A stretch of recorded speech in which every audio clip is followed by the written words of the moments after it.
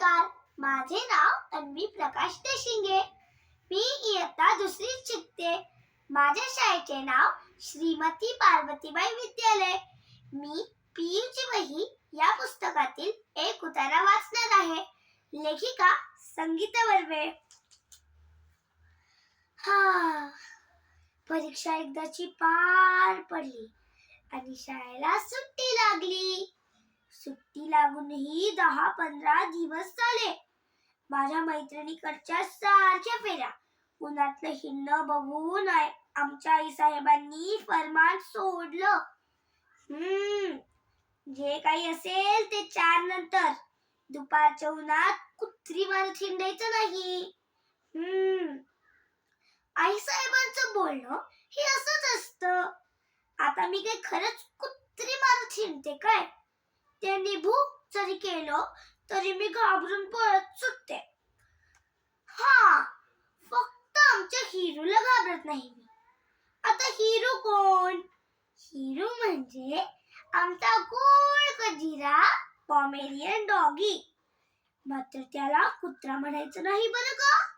बाबाला फार राग येतो. खरं तर तो मुलगाच याचा. आणि हो, आमच्या कॉलनीतल्या बायका आईला पीयूची आई म्हणून हाक नाही मारत, हिरूची आई म्हणतात. आता आई असं बोलल्यानंतर मला फार वाईट वाटू लागलं. दुपारच्या वेळी एकटीने घरी बसायचं.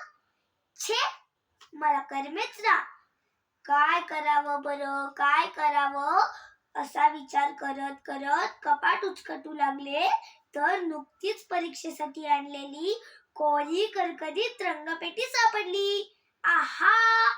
काढली कपाटातून, पाणी आणि ब्रश घेतला आणि रागात कागदावर फराटे ओढू लागले.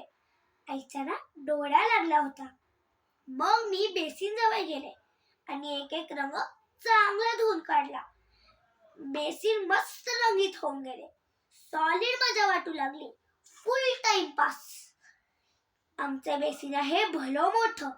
त्यावर चढता देखील येतं आणि बेसिनलाच लागून आहे एक छोटीशी खिडकी. मग मी काय केलं, खिडकीच्या गजावर ब्रशने फटकारे मारू लागले. असं करता करता एका गजाला लाल रंग देऊन टाकला आणि दुसऱ्या गजाला पिवळा. काय सांगू गंमत, लय भारी दिसू लागले ते खिडकीचे दोन्ही गज, एक लाल एक पिवळा. मग मी खिडकीकडे नीट बघितलं. वाटलं, अरे आपल्या घराची ही खिडकी किती खराब झाली आहे. रंगाचे टोके उडालेत. चिमण्यांनी किती घाण केलीये. समजा ही खिडकी मी खरंच रंगवली तर? मी एकदम खुश झाले आणि रंगवलेल्या खिडकीचं स्वप्न पाहू लागले. पण आईचं काय? हळूच जाऊन आईला विचारलं, आई मी खिडकी रंगवू? आईला काय ऐकू आलं झोपेत कोण जाणे. ती म्हणाली आणि तिकडच्या खुशीवर वळली. मग मात्र मी वेळ घालवला नाही. लगेच खिडकी रंगवायला सुरुवात केली.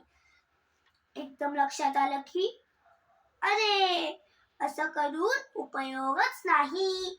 आधी सगळी खिडकी साफ करायला हवी होती. मग भांडी घासायचा ब्रश घेतला आणि गज साफ करू लागले. एक गज छान घासून काढला. चिमण्यांची गाठ स्वच्छ केली. ती छोटीशी खिडकी अगदी साफ करून टाकली. या कामात 1-1.5 तास निघून गेला. कसा निघून गेला कळलंच नाही मला.